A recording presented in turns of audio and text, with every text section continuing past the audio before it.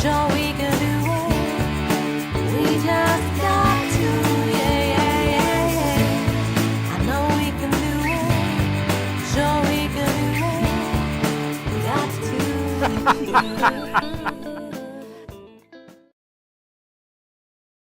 Hello.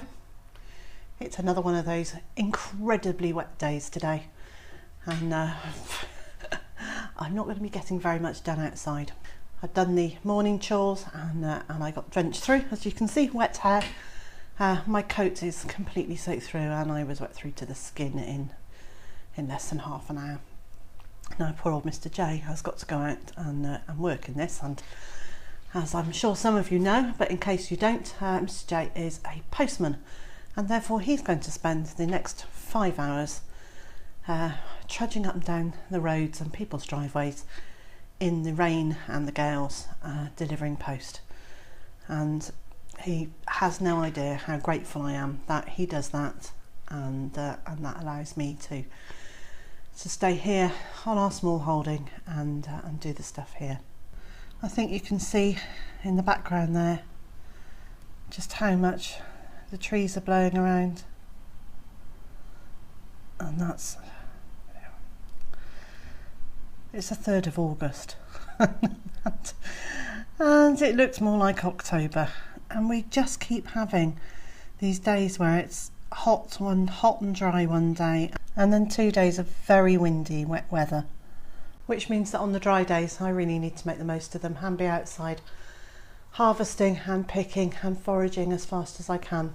Now if the rain lets up today, I'm going to go out and do another blackberry pick, but I'm not holding up my hopes for it. Now the other thing that's happening here today is that someone is coming here to assess me. Let me rewind a little bit. Right, so people who aren't in the UK won't know about our national insurance system and our benefit system. So basically, as we work, we pay into a national scheme, and it's compulsory, and even if you're self-employed you pay into it, with the idea that that pooled money pays for loads of services, and mostly health services and care of older people. It's a pension and healthcare and societal insurance, and our government is eroding it rapidly, which is worrying for those of us who've paid in all our lives and are seeing our rights to being supported eroded all the time. If we had known early on that that's what was going to happen, we may have taken out private insurance for all of those things, much as they do in many other countries in the world. But here in the UK we have the NHS, and we have what is called a benefit system or a welfare system that allows people in need to access some money, and in my opinion it's what's made this country an incredibly safe and good place to live. It's allowed us the security to be able to carry out our work, knowing that there is support there as and when we need it, if we need it.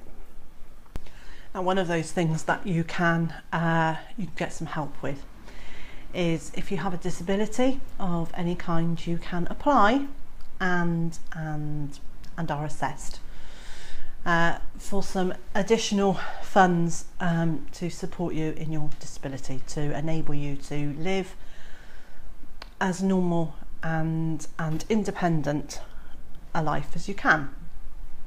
And after I was diagnosed with depression back in the year 2000, I claimed one of those allowances and was awarded it. And after they assessed me the second year, they then awarded me an indefinite payment, which meant I didn't need to be assessed each year on year. They decided that this issue wasn't going to go away, and that I had, basically I've been diagnosed with long-term depression, and the smaller bit of financial support allowed me to do some of the things I needed to do to keep me level and keep me on an even keel. Now, if you have a physical disability, they will help you with physical aids, you know, to help you do whatever you need to do to get in and out of the bath, or to walk around, or to have a carer come in and look after you. If you have a mental health issue, it's much harder to necessarily define what that money might be spent on. And I've spent it on long-term counselling. I've spent it on additional electricity costs for my light box. I've spent it on various different therapies, all of which were aimed to try and lift my mood. And it's useful and it works, and all of those things that I do on a daily basis, which allow me to just keep on keeping on. Anyway, the new government policy, which came in a few years ago, and I'm probably one of the last people to be assessed from the older indefinite recipients.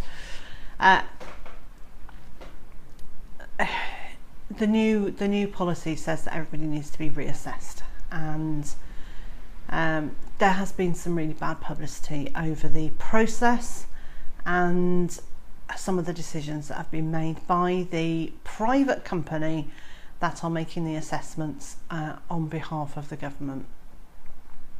And so far I have been utterly gobsmacked and appalled at the service stroke treatment I've had.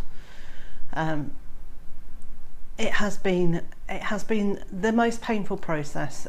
You know, it's a stressful one anyway. I don't cope very well with stress, and the stress manifests itself in physical ways, and I have been struggling, to say the least, with dealing with the stress of dealing with this, and my body knows about it. It really does. I'm not getting enough sleep. My hair is starting to fall out again. I'm getting quite a lot of palpitations. I'm not having a good time with it, and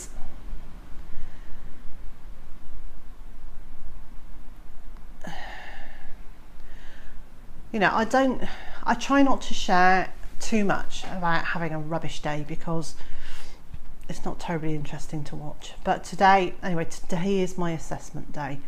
So I should have had it a month ago.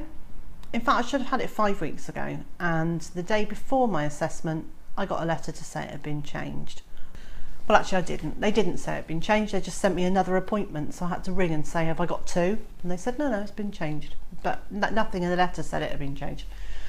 Anyway, so the next week, I was supposed to have my assessment, so we're now talking a month ago, and I got myself all geared up and in a right state, and I hadn't slept in the night properly, and I'd thrown up a couple of times, and I was really not doing terribly well, but I knew I had to get over it and just get on with it. So I did lots of act as if everything's okay, and eventually you can con your brain. Well, I couldn't con my brain, and I sat there fretting, and anyway, the assessor just didn't turn up. They just didn't appear. And I rang after 45 minutes and said, where are they? They're supposed to be here. And they went, oh yeah, they can't make it. And I went ballistic. I said, well, don't you think you should have phoned me? Well, I suppose we could have messaged you. I said, not could have, should have. This is a private company that's getting paid quite a large amount of money by the government to do the assessments, and their treatment of people is appalling.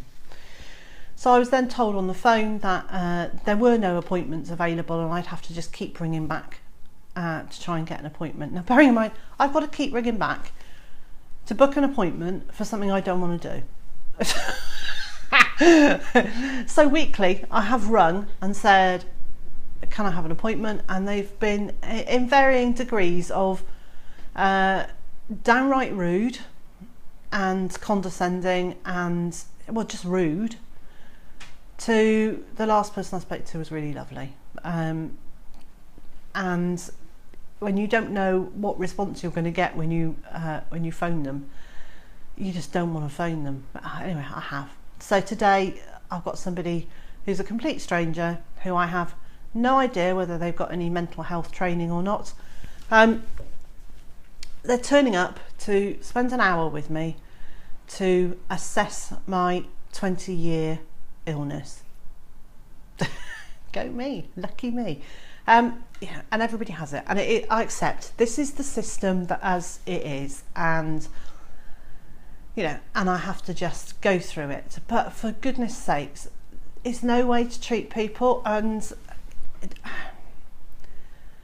I can understand why there have been some such horrific stories about people taking their own lives over this process and at the way they've been treated. Because if you've got somebody who is seriously wobbly already and you treat them in the way that I've been treated, it is enough. I think if you're already teetering on the edge, it's just enough to push you over. It's an appalling system, and it's degrading and it's thoroughly unpleasant. Now I'm hoping today that whoever turns up is going to prove me wrong, but they haven't even given me the name of the person who's coming. All I know is a woman, and she'll have some ID. And you know, I don't go to any other appointments where I don't know the person's name. Now luckily I've asked, and after much discussion with them, they have accepted that I need a home appointment and that I don't need to go trekking off to some unknown centre miles and miles away, because that's just going to cause me even more stress. And you know, since our trip to London, I've left our homestead twice, and I probably won't be going very far for quite some time, because I just don't feel up to going anywhere. So that's it today. Today I am a stressed little bunny. I've got this appointment to come, and it will be fine. Obviously it will be fine, and I'll get through it, and it's just a process. And I just said to Mr. Jays, who was leaving, I don't really mind what happens, and I don't really care what their decision is, whether I can and get some continue to get some financial help or not. If I can't, I can't, and if they decide that I don't fit the criteria, then that's what they decide. There's nothing I can do about it. But I just want it over and done with. It's now been, I don't know, it's now been weeks, 3 months or something since this whole process started, and it's dragging on, and it's causing me to lose sleep. And I've bitten my fingernails to the point where they're bleeding, and I just want it over and done with, so I can just crack on with my life and not have this kind of looming over me. Anyway, so today's vlog is not it's not full of fun and cheer, but it is just to bring you up to speed with what's going on, and I'm touching wood of the table that they do turn up, and that this process can come to a close, because it needs to. Anyway, I shall just wait and see. So wherever you are in the world and whatever you're doing today, I hope it's not as dull and as irritating or stressful as we're having here, and I hope the weather is being kinder to you, and I also hope that you can join me again tomorrow.